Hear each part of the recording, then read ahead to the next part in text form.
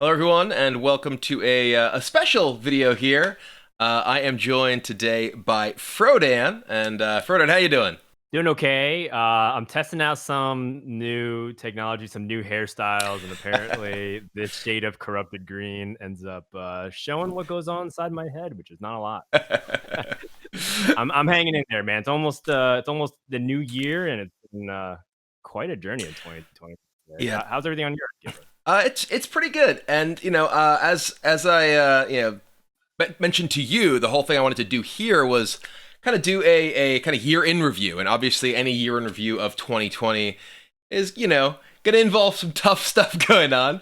But specifically, wanted to talk about Hearthstone, in 2020, and obviously there's a lot that has happened this year. We had some conversations over social media about a number of things, including progression system and esports and stuff. And I was planning on just kind of doing a video talk about myself, and figured, well, we'd have these conversations. Why don't we have a conversation and share both of our thoughts on all of this? Let's just jump right in with kind of the elephant in the room recently in Hearthstone, which is the progression system, right? The Tavern Pass and the changes that came to the progression system. And this is something that I had been asked about like a while before it was actually even officially announced. There were kind of rumors that there was like a poll that went out asking people for their opinions on it, and what people would think if Hearthstone would move to a system sort of like a battle pass. And people were asking me for my opinion on that, like when I didn't know anything about it, right? And even when, like, right when the set released, the recent set released with Madness is Darkman Fair, I just kept getting questions like, oh, are you gonna make a video in the battle pass? What are your thoughts on the battle pass? And to me, I didn't even really like think about it that much, right? When it was first released, kind of until the uproar started. I don't know. Obviously, we were both involved in the announcement with the fall reveal. You actually specifically in the interview around the progression system update. I don't know, like, if you prior to that, or like in that period, had really like done a lot of thinking about the systems yourself, or if it was basically with the kind of uproar surrounding the community that really kind of brought it to your attention as well. Yeah, I think a lot of people have this conception, this misconception that because people like me and Brian are involved in like the announcement of stuff, that we have full details on how things are going to be launched. Yeah. When they approached me to like record that video about the systems and progression updates, they just had images of a couple of achievement profile pages stuff and the different features that they're going to introduce, including ones that they actually haven't released. But I think that I didn't actually even knew how things were going to be shipped. Like I didn't know if it was an EXP system per se, or like what numbers there were going to be at all. All I knew is there was going to be a revamped quest log Yeah. with these kinds of achievement things, and that's what got me really excited, because I actually really enjoy that part right now of Hearthstone. I like racking up. I'm almost at 12,000 EXP points, or achievement points rather, and I think that's really really great time. And so I was really excited for it. And I think I was really taken aback by when some people were doing the math and showing like originally what that battle pass numbers actually look like. And I think a lot of other people were shocked as well. Yeah, I was in a similar position where, doing the reveal, they basically, I had to kind of throw to your interview and come back from the interview, and I had no idea what you actually said until I saw it live. Because that's just kind of how this sort of thing works, right? And he's like, all sounds great. And what I had been told did sound great, right? The idea, yeah, you're gonna level up, you're gonna have achievements. And achievements have been something that people have been excited about and wanting in Hearthstone for so long. And I feel like the coolness of that was kind of eclipsed by the furor over, well, people feel like we're getting less, right? There was this kind of like undertone, not even undertone, this overt sense in a lot of people in the community, that not only was this not what was promised, right? Because what Ben Lee and the team had said is they intend for this to be something that pretty much everyone, will get at least as much, if not more, gold in the system, right? And that, I think, was kind of something that people initially took issue with, when it was like, well, they're like doing the math and figuring all these things out. And they're like, well, we actually get packs instead of gold, and they were upset about that. Ben Lee came out and said, okay, well, we did say this. You're right. You are getting less gold than we had intended, and almost immediately, right, came out and was like, we're changing these like pack rewards to gold rewards. and it was a bunch of packs that were at various levels in the progression system, and changed it to actually significantly more gold than it would cost to have bought those packs. And that was one of the things that I actually thought was almost like ignored by kind of the furor in the community. Was like, there were a lot of people who were saying, oh, Blizzard's been silent about this whole time. Blizzard's, there's all this anger, and they have done and said nothing. When almost immediately they both did and explained what they were doing, that was like directly in relation to, the sort of outcry that came from people. And to me, one of the things that I actually found kind of the most frustrating sort of surrounding the furor in the community, of course, was the amount of that furor that was aimed at anyone who disagreed with like just the general sentiment of like, oh, Blizzard is greedy, Blizzard is evil, Blizzard is intentionally screwing us and lying about it, right? Because that was like a lot of what you'd see on the kind of the front page of Reddit was like, stop Blizzard greed, all this kind of stuff that was not only like saying, hey, we're unhappy about the specifics of this system, but was almost like, like suggesting that this was all just intended to dupe players and make things more expensive instead of less. Yeah, I think that, part of it has always been the communication style of Blizzard when approaching things as delicate as like the in-game economy or like different features that they want to change. And, the gold system, make no mistake, in Hearthstone, I personally believe that the old system of playing the 10 gold for every 3 wins was pretty outdated. I think that Hearthstone at time in 2013 when it was first released in beta, that was like a huge thing for card games in general, right? Not even just like the fact that it was a digital card game. Hearthstone was very affordable relative to a lot of the other card games that were out there that you wanted to play, and it was the first of its kind. I personally believe the economy needed a big update, and they've been slowly doing that over time, right? Like duplicate protection or other different things that they've been inserting to the game. And so, this one was just shocking because it was framed as yet another improvement in a game that has been releasing more content than ever before. And 2020, you kind of said it yourself. It's a great year for Hearthstone. It's actually never been better to be a Hearthstone fan if you can afford everything. And so I think there's just so much cool stuff coming out. The new game mode for Duels, they release a new class, they keep Battlegrounds fresh, all these systems updates. And many more, right? Quality of life changes. But when they frame it as like this positive thing, and then people feel like they're not, it's very easy to make it seem like they were just trying to pull one over us, right? As the community or as the people who pay money. And that's also like another problem, Brian, that I feel like has kind of been the case in Hearthstone for a while that I know you've even highlighted in many of your YouTube videos against Blizzard, which is paying money in this game sometimes doesn't even feel that good. And I felt like the Battle Pass was almost like another example of that.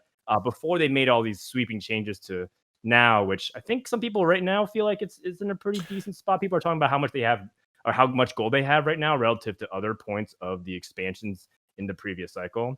So I'm not really exactly sure because I don't know who to trust because people are like, this math is wrong. Well, this person this content is not correct. That's what I'm just taking each story anecdotally. Yeah, that's one of the things that I've personally found like pretty challenging in this whole situation, right? Is that there's like people be like, oh, like they've done the math. People have done the math, and it's worse, or it's this and this, and it's like you look at any number of these different people who have done math, and like one of the things that actually stood out to me is very early on, like Celestalon, Chad Nervig, right? He was like, well, this is a basic look at like the math of what we expect to be the experience of a couple of players, right?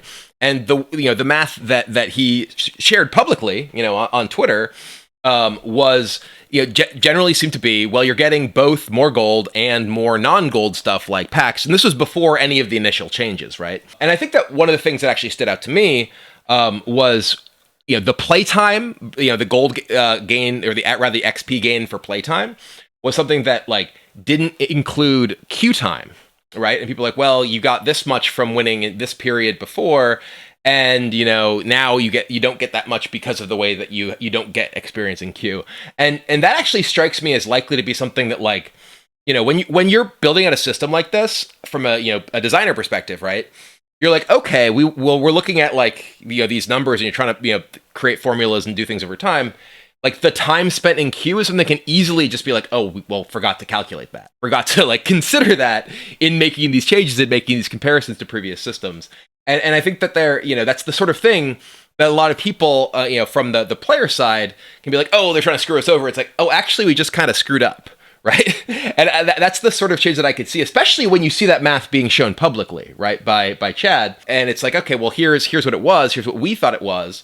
And obviously, there's lots of people involved in these, building out these sort of systems. And I'm not like, I certainly don't want to put the spotlight on on Celestalon for this particular change or anything, but just like his sharing of those numbers. And like you said, I feel like with the several rounds of changes, including the pretty big patch that changed, like getting experience in like Battlegrounds and through Duels. We've at least moved the furor away from the free to play system, at least until the mini expansion comes out, right? And people are like, oh, do I have enough to get this stuff? And two, the state of like Evolve, Shaman, and Standard or something.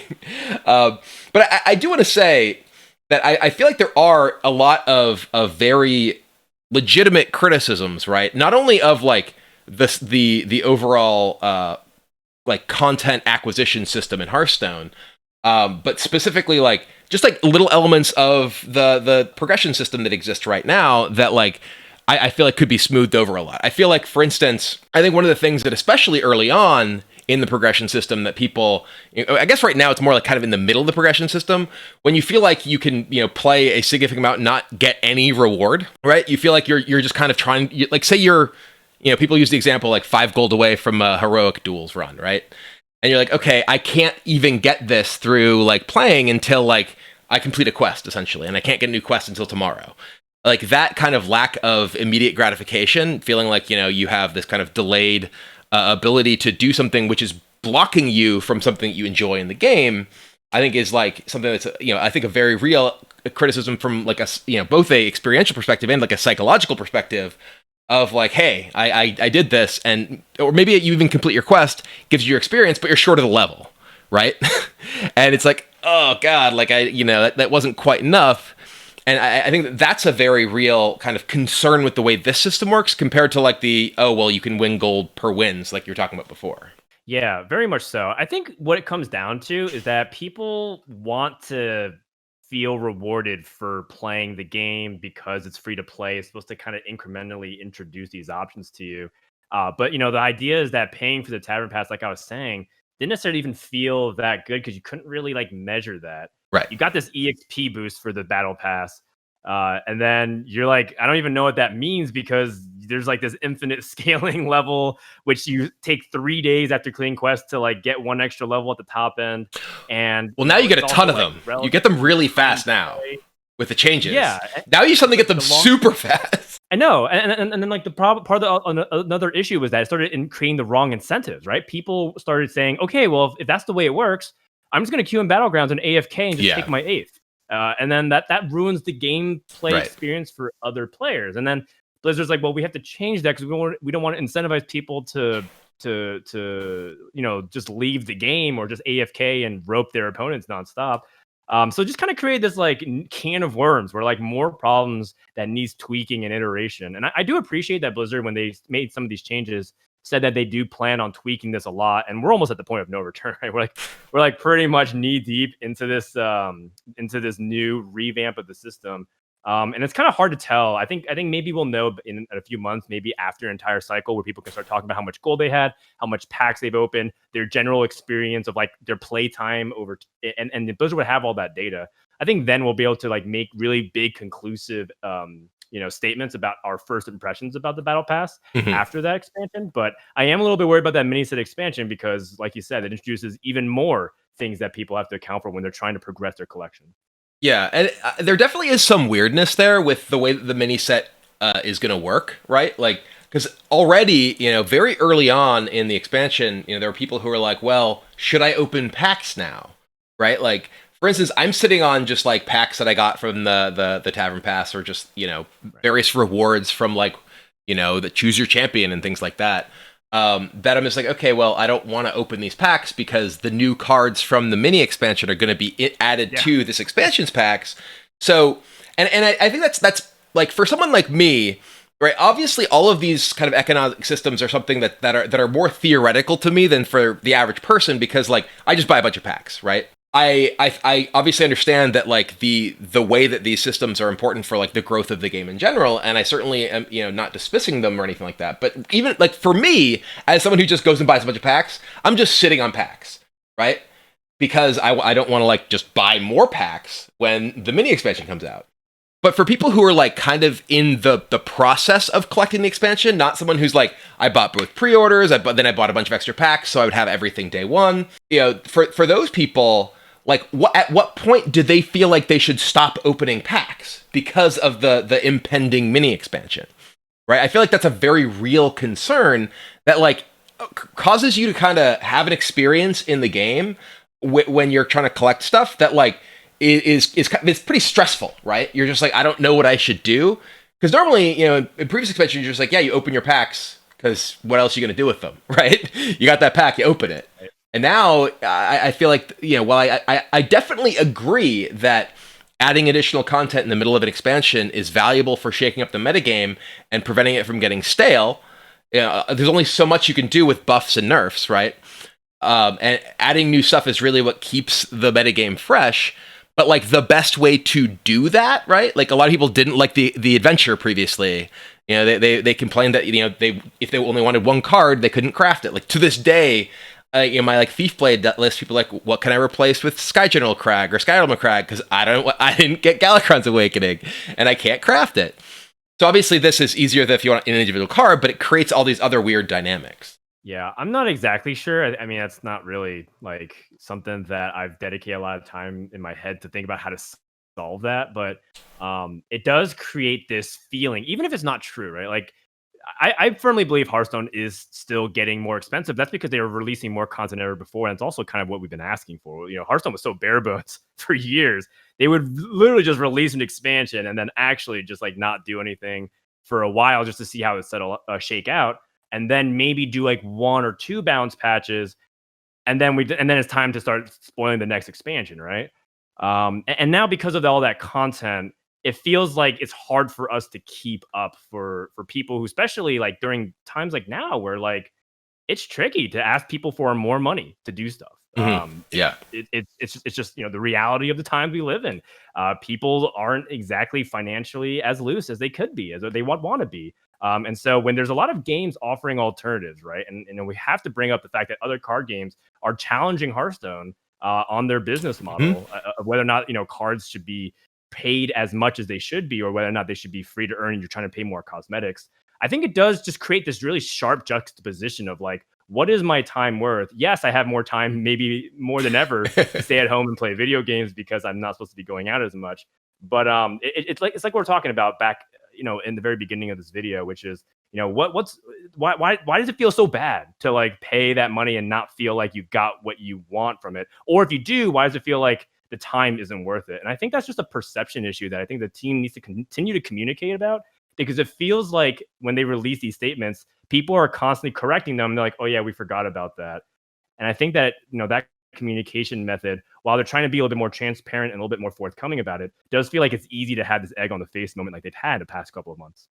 I think the entirety of your being just briefly got pulled into the corrupted realm for a second. You kind of cut out a little bit there, but we got the. Oh no! What do you want me to say? No, I think it pretty much came through. You seem like you've you know returned to reality now, but it's not just the hair that's being consumed. I know. I'm disappearing into the abyss. Thanos is snapping his fingers.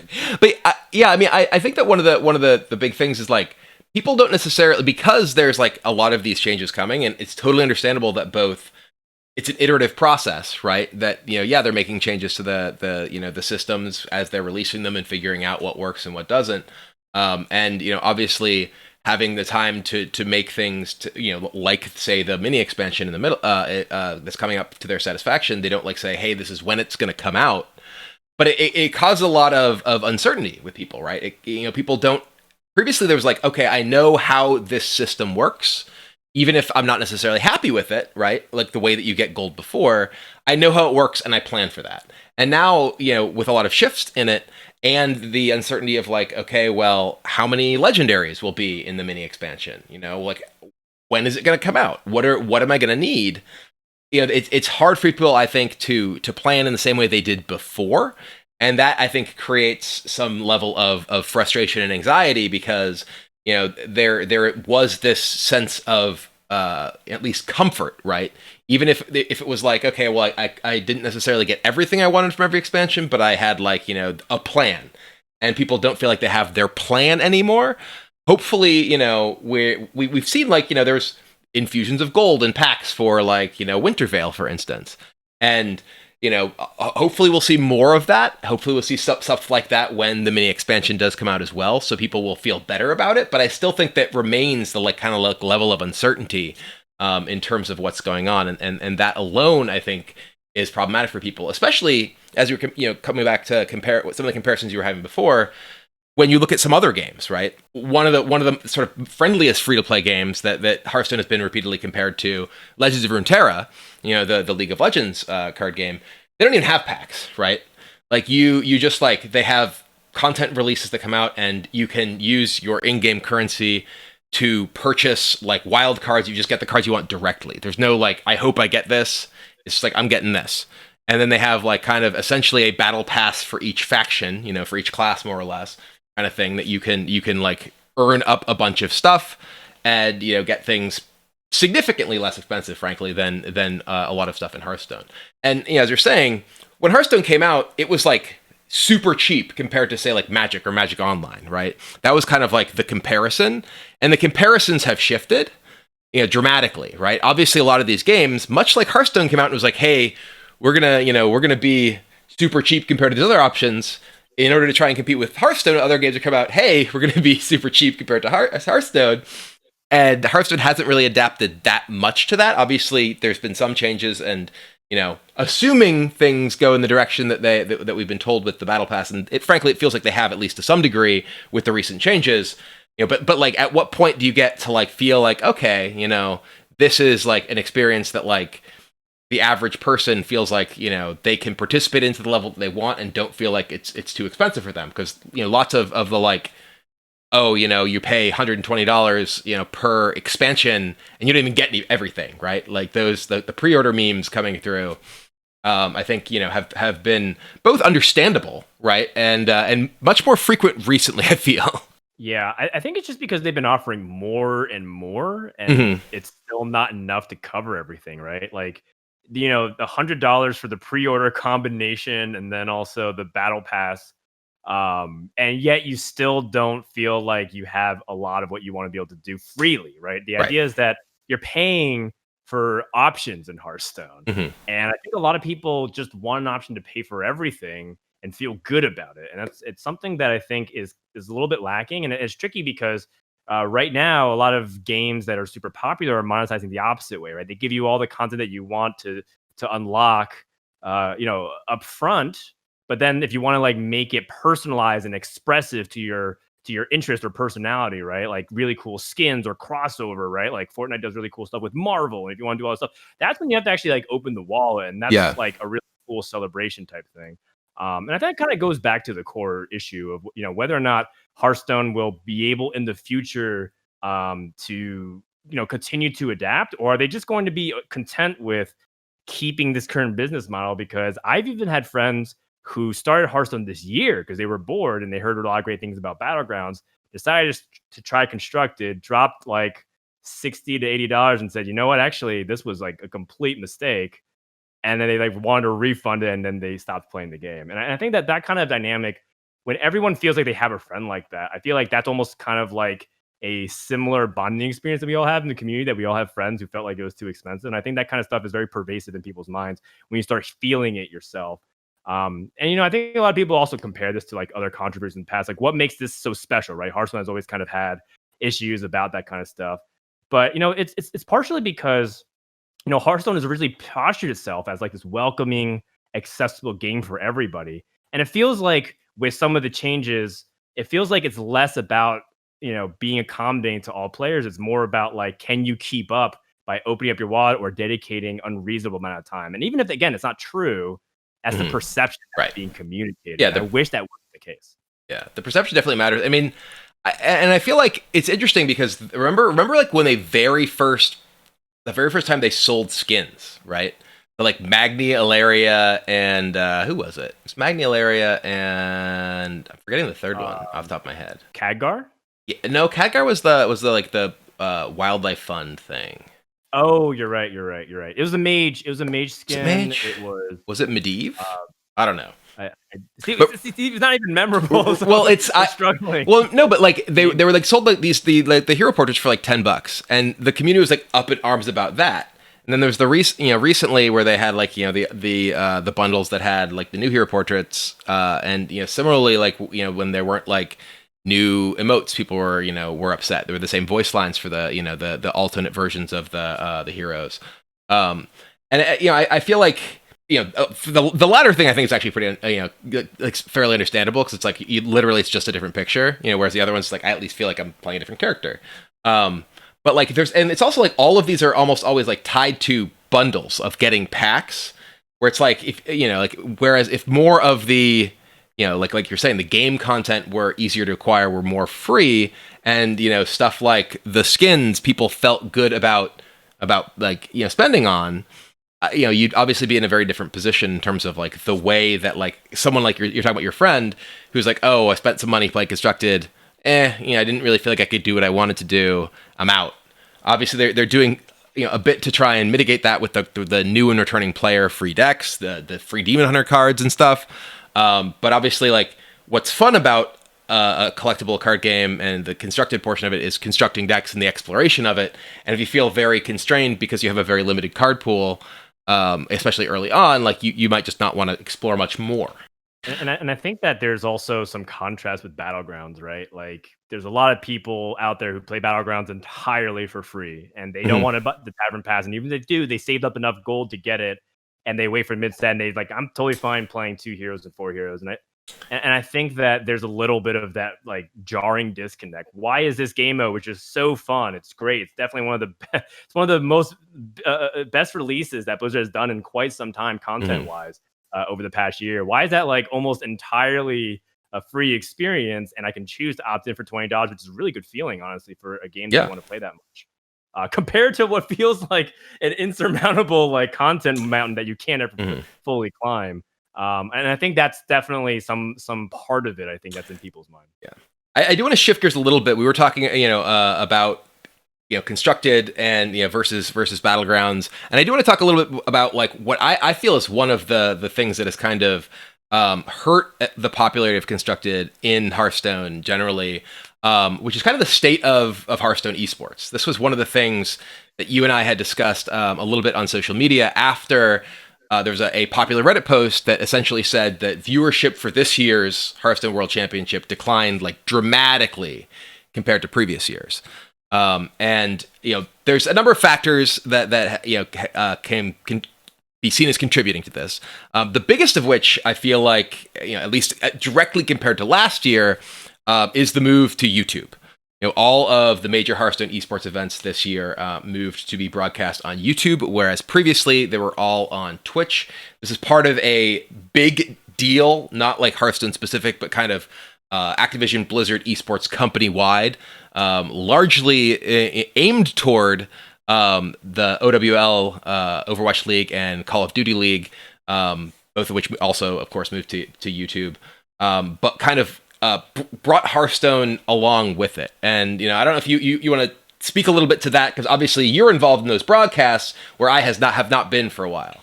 Yeah, first I want to say that we really missed you on the cast and disc, Kibler. I miss casting. Yeah. We miss you, and I think a lot of the fans do as well. But a little bit about that deal, it completely caught us off guard. It was one of those things where I wasn't even sure if I was even allowed to do it. I remember messaging you when I heard about it. I'm like, can you do this? Yeah.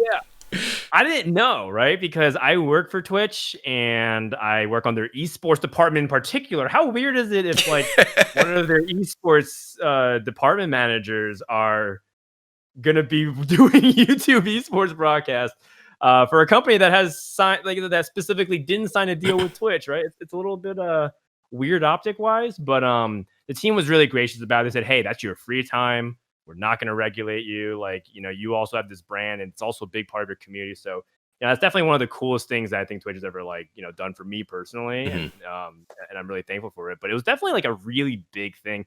And part of what the issue was for me was that I was optimistic in that Hearthstone had been on this decline for viewership for a while for esports. But in 2019, we actually seen like this incredible growth that we hadn't before. And it was like one of these weird moments where like the Grandmasters program definitely had a lot of growing pains, right? Like we definitely learned a lot in the first year, but like come second year around, we're like, okay, we got this. We know how to grow it. We know what we can do better. And all of a sudden the YouTube deal came, and what didn't feel like a budget increase, it felt like a pure like, hey, this is just what's happening, and you have to now adapt to the situation, right? Almost a little bit poetic that like you get thrown a random outcome, and now you have to just figure it out. So it's like, well, Unstable Portal, you're now in YouTube. Yeah, exactly. And so we were promised that a lot of features would carry over, right? Like a big thing about Hearthstone esports, and we're not going to dance around it, is that people love free stuff, and drops and these kinds of different giveaway for free packs is a huge part of what people love about it, right? Because then they get more packs to open the cards, to play the decks that they saw people playing, and climb the ladder and like be part of this community. That doesn't really exist anymore. The fact that YouTube's hard to discover because a lot of the SEO and algorithm and like all these different kinds of things that help really make these broadcast aspects shine through good marketing is no longer there. They have to relearn how to do it on YouTube because it's a completely different thing. So like, for example, there's like this weird dynamic on YouTube where if you stream and also upload videos on the same day, that kind of like hurts your algorithm because of the way that it works on YouTube. I'm not exactly sure why. And so like, but we're putting out so many content hours, and we're live like for 3 days a week, and we also put VODs immediately. That kind of stuff hurts the discoverability of it. So there's just like all these challenges, and it kind of resulted in just people becoming tired of trying so hard to watch it. Combined with the fact that the Grandmasters format had gotten a little bit stale, and there's also different problems where there's not a lot of enthusiasm from the Grandmasters, right? Like there's a handful of them when they got relegated said that they were relieved. Like Colento, when he got relegated from Grandmasters, was like, I'm actually kind of happy that I did because I felt like my heart wasn't in it, and I want to be passionate about competition. Yeah. And I think that's just like all these different factors kind of led to people caring less across the board. And it's, Brian, I'm just going to be very honest with you. It's very hard for me to care if the players don't care. Right. It's like one of these things where like, well, then what am I doing here? And I think that it kind of created this, like this also with the pandemic and cancellation of Masters Tours, because quite frankly, the Masters Tours and hanging out with friends and just being there with, some of your closest Hearthstone buddies was a really big part of also the community lifeblood. That going away because of COVID and the pandemic really dampened a lot of people's spirits. Yeah. And, we didn't have BlizzCon, any big stage, like all these like perfect storm elements create this thing where viewership was abysmal, right? We had almost 300,000 on the English stream alone for when Hunter Race won in 2019. Even in VK Lion in the same year where there was a little bit of marketing problems because we weren't sure how to call two people in the same calendar year as world champions. That still hit, 100, 200,000 people if you combine all the streams. And now we're like, bargaining with like, well, the Russian stream had 30,000 and the mainstream had like 10,000. It's a bad feeling, man. Yeah. It stinks. And it also feels, and I hope it's okay to say this because I know that I first of all, I want to say, I've been talking for a long time, but I want to say this. I love the Hearthstone esports team, and I put almost no blame on the situation on them because they, from what I would gather, did not want this to happen, right? It feels like everybody's hard work, the Hearthstone esports team, the players and the stars that help build it to attract the fans, the talent like me, you, and everybody else part of the crew. It feels a little bit like a slap in the face of all the hard work that we did over the years, where it just feels like, it doesn't really matter about the growth that you produce. Now do it again from ground zero in an even more competitive field and environment with less resources. And I can't help but feel like what are we worth? We spent so much time and effort doing something so special. There's no game like Hearthstone in the esports industry right now, and never has been. And hopefully there will be, but no one's really been able to replicate that kind of success. And it just feels so bad. It just feels so bad that kind of hard work feels like it's just being exchanged for, broadcasting rights and money. Yeah, I mean, so from my perspective, and this is, someone who I have not been involved in the Grandmasters broadcast out of like, guest casting, like, a weekend or two, in previous years. I haven't been involved in it at all this year, since the move to YouTube. But as a viewer, I had a lot of the experiences that you were talking about where like one of the early weeks I was on YouTube, I literally like searched for Hearthstone Esports on YouTube and was only brought to like a future page. It was like, oh, this is like a scheduled broadcast, and I couldn't find the live one. I learned at that particular time, I was like, oh, well, this is specifically a bug for this browser on iPhone. But it's like, these are the sort of growing pains you're talking about that you have to go through. Whereas like, if I was on Twitch, it's like, I just go to the Play Hearthstone thing. And it's also like, on one of the big things to me, Hearthstone grew up on Twitch, right? Like, one of the reasons Hearthstone became as popular as it was is because it came up at the same time Twitch was coming up, and it was such an easy game to stream and watch, right? Like, there are tons of casual Hearthstone viewers out there who become casual Hearthstone esports viewers because they just turn it on, they look at the Hearthstone category, they're like, oh, there's a tournament, oh, there's a like Grandmasters match, whatever, and they just turn it on and watch it. I think that's one of the reasons that, like, for instance, Global Games did really well.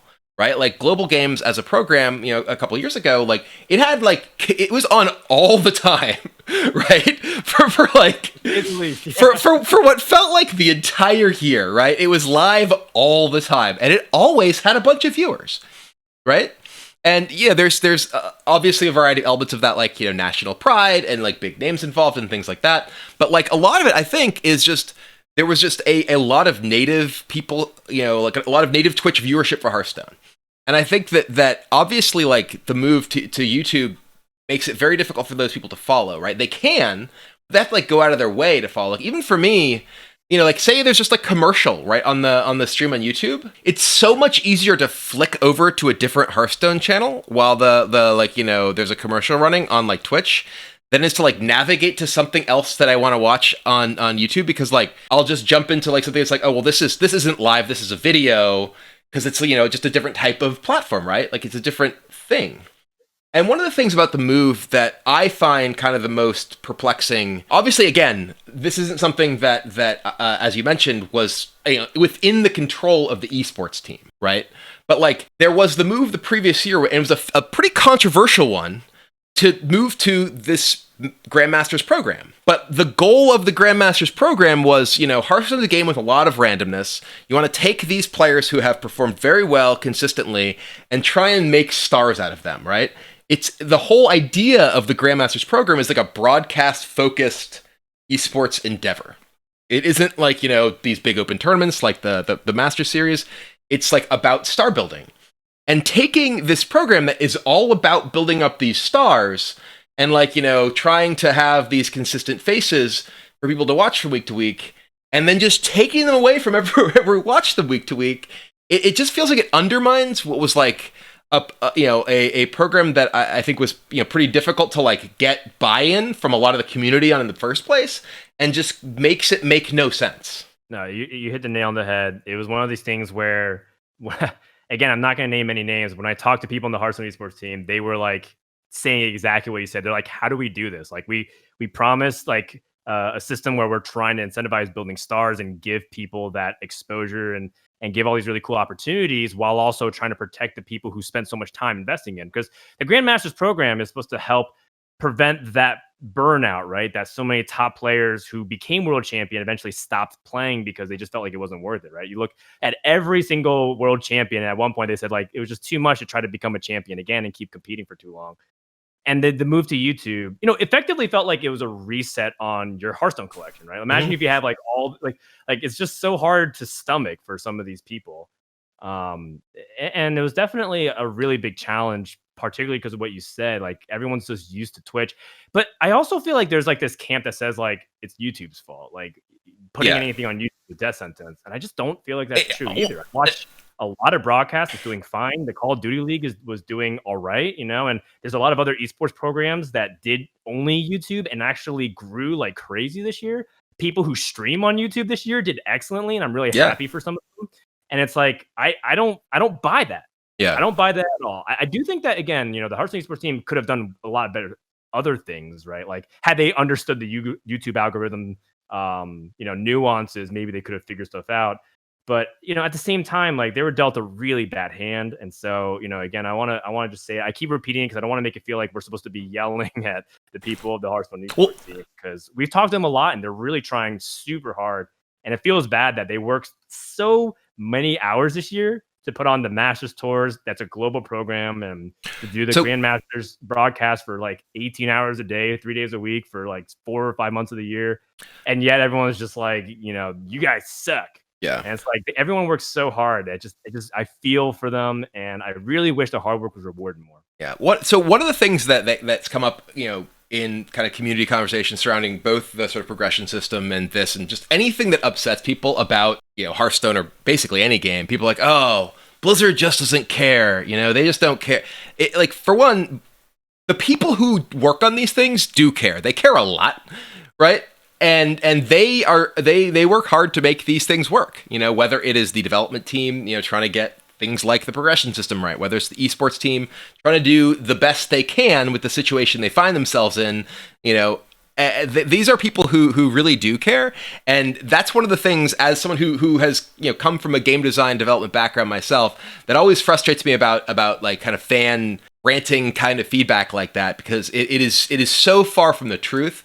The people who work on these games are do so because they are very passionate about them, not just because they have this like image of like Daddy Blizzard sitting there counting your dollars from the Tavern Pass in his like Gucci suit or whatever. I don't know, but there are a lot of real people who work really hard, and that's part of why this sort of thing is so frustrating to me, because it is through no fault of theirs that all of that work that we were just talking about kind of is undermined by this shift.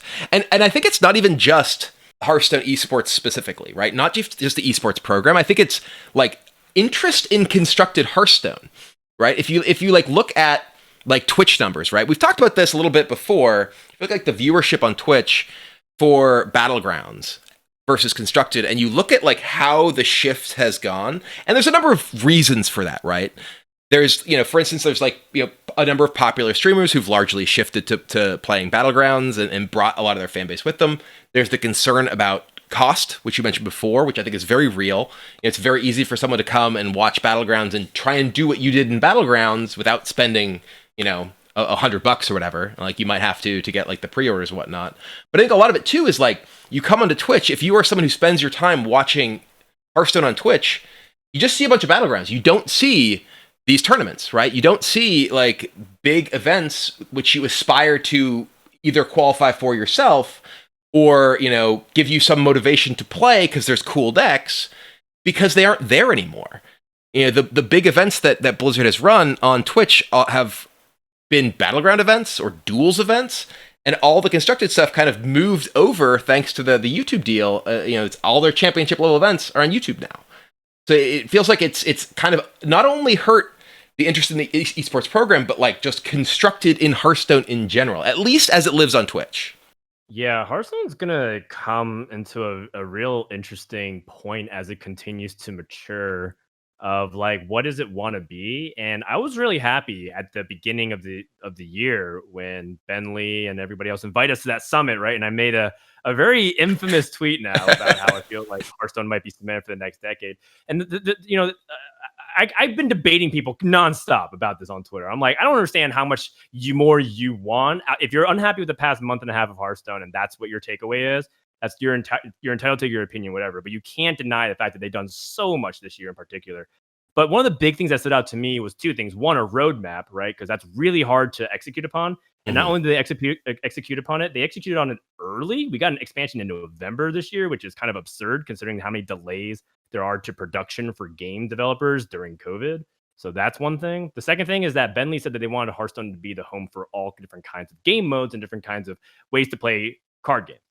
And that's going to continue to fragment the community to want so many different things all from the same hub that, quite frankly, like other communities are also starting to struggle with. I'm a very big fan of Teamfight Tactics, and they're struggling right now, too, with being tied with the League of Legends client.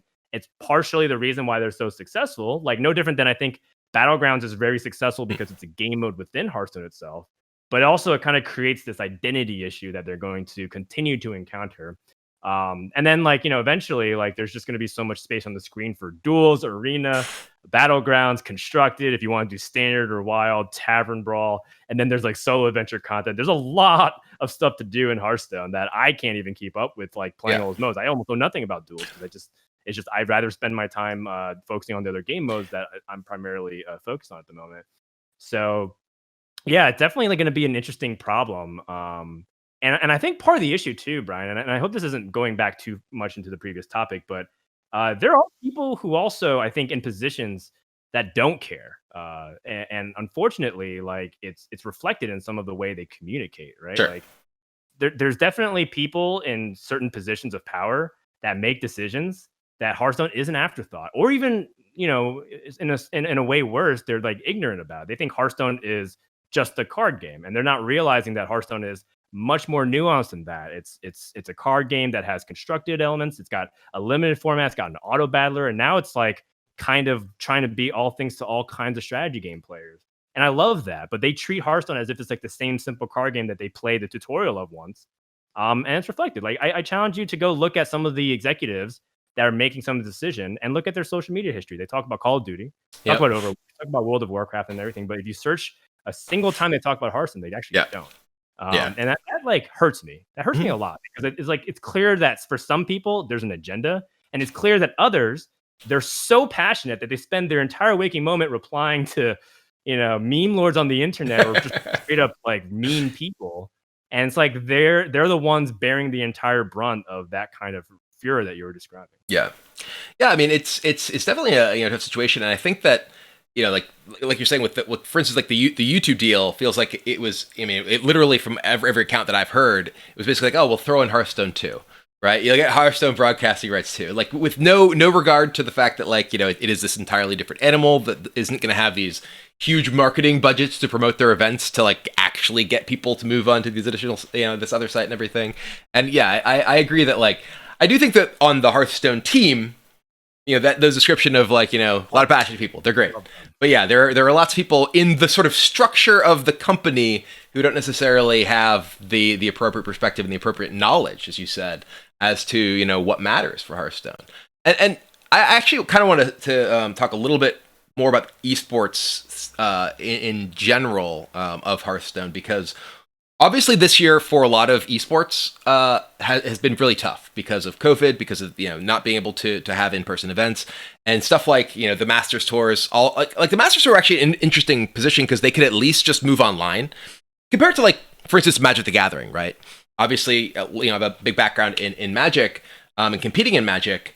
And Magic has had like a similar kind of growing pains upheaval in the past couple of years with a move to not even like coincidentally, a very similar kind of like pro league system that was not necessarily particularly well received and needed to juggle things around. But this year they had like a lot more problems because they couldn't have their in-person events, and most of their events were all in-person events and had to be in-person events to like play most of the game formats that exist in Magic, because they don't exist on like Arena, for instance. But one of the things that I actually think that Magic has done very well this year is kind of reformat their whole like pro league system. They have, they of course have had a lot of challenges with having to like rejuggle it and everything with all the tournament changes they've had to do.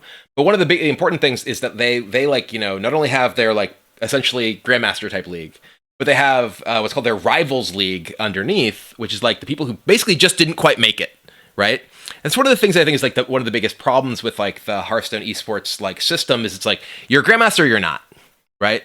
And the Grandmaster's threshold is like, did you win one of the big tournaments or not, right? And like, and it also is very different from different regions. Like if you're in the US, like, and you as Subtle said, like found like a $5 bill on the floor at the casino at the event in Vegas, like you're in Grandmasters, right? You're a top winner. Whereas like if you're not from France, you can't possibly get into Europe, right? Like there's these very, very like, like different like stratifications of this, but like there's not a safety net of any kind. And the number of people who like you said, get relegated from Grandmasters, there are those who are just like, I'm relieved I'm out. But there are also those who are just like, well, it's going to be impossible to get back, so I might as well quit, right? Who are just like, I'm out of it. There's like, like I have to get so insanely lucky to get back in.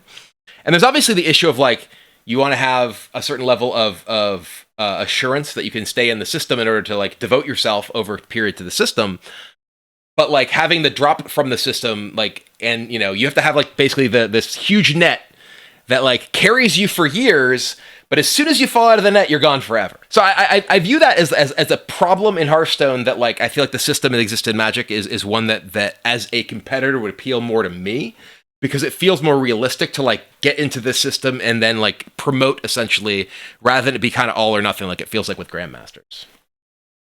Yeah, and Brian, you were there with us when they first pitched the idea, and Mm-hmm. and I kind of want to bat here for Kibler. He was one of the people who was the loudest in the room, saying like, if you want to go with a system like this, then you should be creating more incentives for like the open bracket hero, like the average Joe, right? And Kibler's really trying to argue for it, and it seemed like the system has kind of largely tapered off of even trying to discover any new talent. And it does introduce a few new grandmasters into the program, but we're like churning over the stars that they were meant to keep.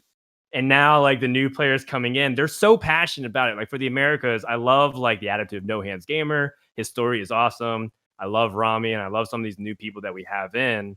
And I'm sad to lose some established players like our third member of our usual trio, Firebad. He's no longer a grandmaster and he retired from like trying to compete in these kinds of events. And like, it's you're supposed to hand that torch over, but it just felt like such an unceremonious moment for like our first world champion to kind of go out in that way and also to feel like he didn't do it in a way that he was passionate about. He said that he like hadn't put his heart in it in quite some time. And it's just like it just felt like one of these moments where that's going to keep repeating itself Mm-hmm. in the current system.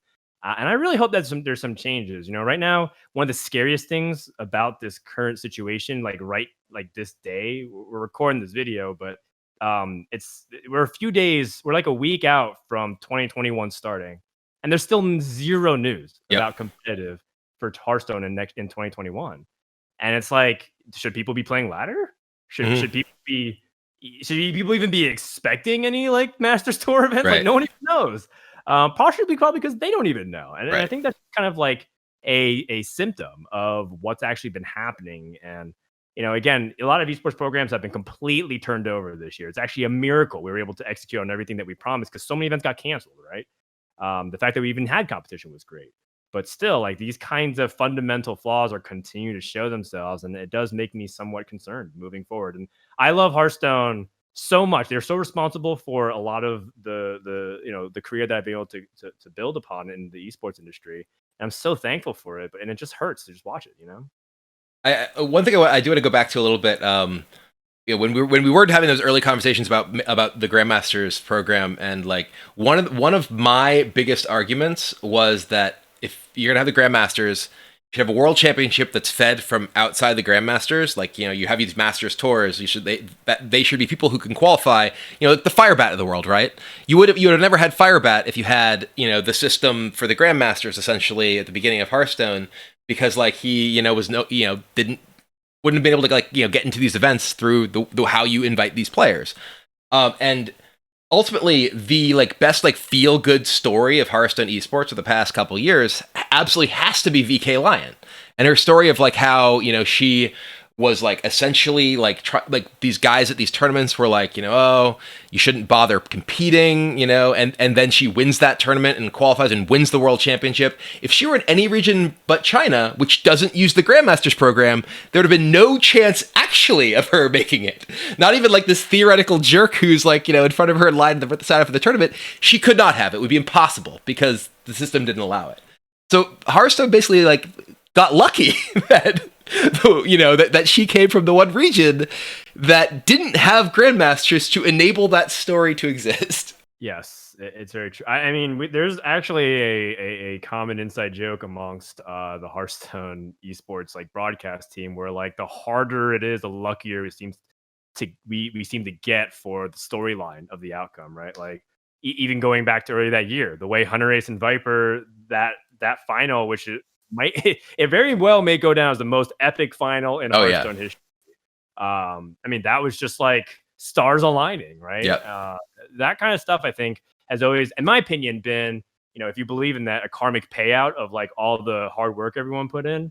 And even this year, right? Like a really big moment for the Japanese community. Glory winning the World Championship is great because Japan is a great card gaming player base, and like they've been on the come up for years. They've been dominating the HCT playoffs right before they had eventually moved away from it. So it just feels like a real appropriate thing. So yeah, I'm still hopeful that like eventually, like, because the people that work on it, like, I want to give a special shout out to Abar. Abar is like the best producer I've ever worked for in esports because he's like a top 100 player that produces and runs the show. Yeah. It's like so different. I'm sure Brian and everyone else can. Oh yeah, Abar's fantastic. Producers are like generally, rightfully so. They're kind of clueless about the game because they're focused on other things like all the production flow and whatnot. But Abar has learned all that, and he's like one of the best players on the server. Yep. And it's just such a blessing to work with him. And so and the team is filled with people like that. And so I really have confidence that they have the right people in place.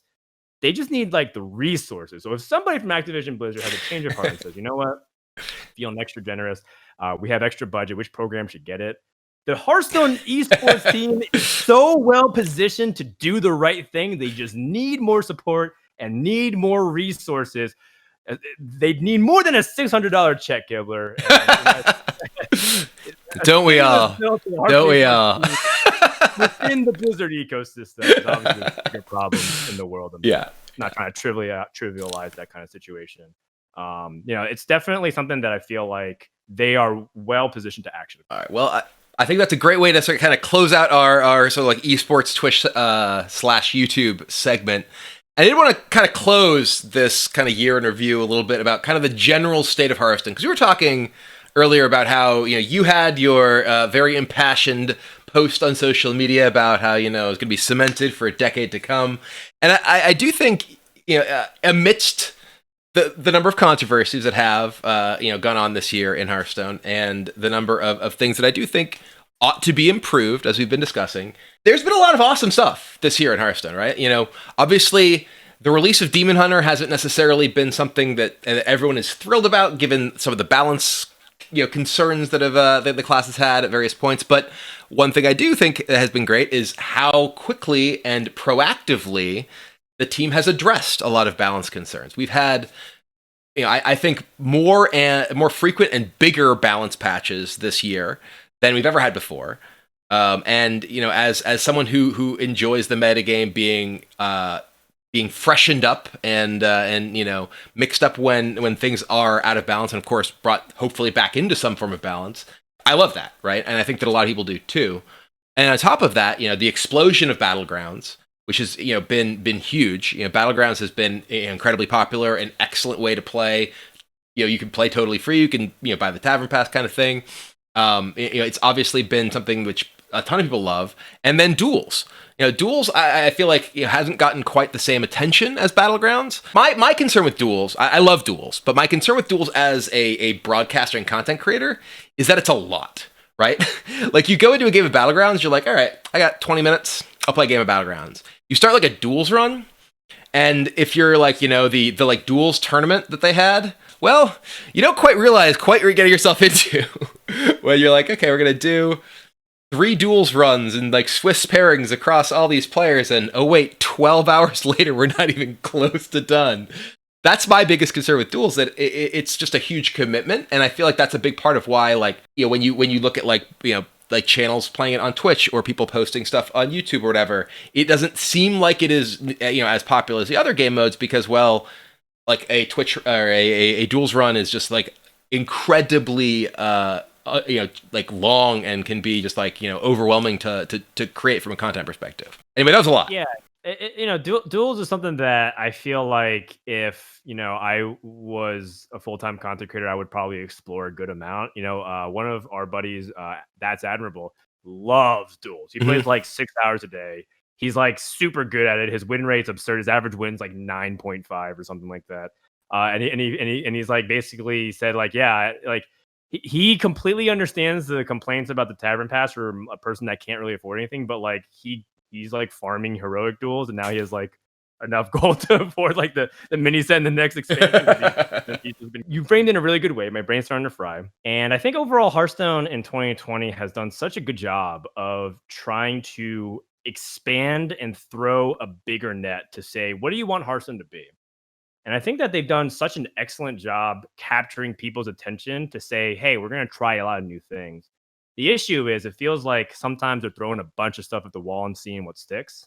While I think we appreciate that enthusiasm, want to make sure that we don't overcompensate and dial to 11 here, because it does sometimes have other repercussions like economy, right? Or like, is the client breaking because there's too many things going on? Like, I was actually flipping through my card backs and it crashed my client because there's so many things to consider in all these animations and whatnot. And then I tried to pull up my friends list. Like, God forbid I try to talk to somebody or spectate them. They're trying so much, and that is such a 180 from what we experienced in the past. And I said it at the beginning, and I'll say it again. It's never been a better time to be a Hearthstone fan if you're looking for more content to do. And I really hope that they can just address a couple of these few things. It seems like there's three big issues that I think people have right now, which is balance. So like Demon Hunter and currently Evolved Shaman's kind of like getting people, twisted up a little bit on ladder. Competitive, right? We talk about esports, and economy / the Tavern Pass. And they can just like address these things that's kind of been the thorn in people's side to remember this year on top of all the great things they did. Then I think Hearthstone is really cemented for decades to come. Seriously though, they did so much stuff this year, and so many other developers have struggled to keep up with that pace.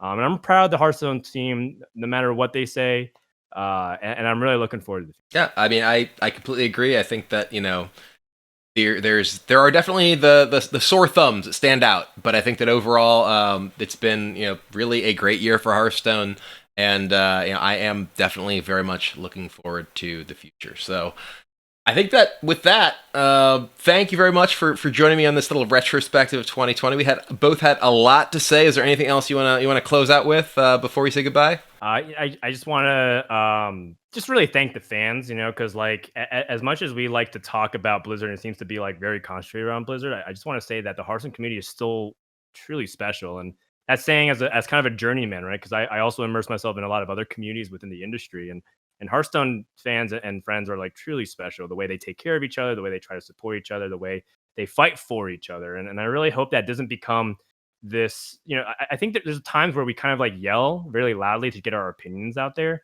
And I think that kind of creates some animosity. And it makes people want to withdraw and kind of stay within their own zones, right? Like their own streams or their own channels or their own little pocket communities. And it makes me sad because I really want people to know that like there's still a lot of really good people out there who are trying their best, and like I really want to appreciate all the people that's part of our community, whether you're a content creator, whether you're part of the development team, whether you're just a fan or a viewer. We really couldn't have done it without you. So thanks for always like watching Kibler's videos and like always dealing with my audio issues whenever I somehow appear. I don't know how another one came up. I spent so much money trying to improve my audio setup, and we don't even have a podcast anymore. It wouldn't be the same if something didn't go wrong. But yeah, no, I definitely agree. I'm looking forward to hopefully next year we can find some time that we can all get together in the tavern, raise a glass, the Hearthstone, all the fans. Fireside gatherings and stuff. I know. So fun. I know, but 2020 gonna be behind us soon, and looking forward to 2021. So, thank you, Frodan, for coming on and chatting with me. It's I do miss our previous weekly chats about all the goings on in Hearthstone, and we should do this again sometime soon. You bet. All right, well, thank you all for watching too, and I'll see you all next time too.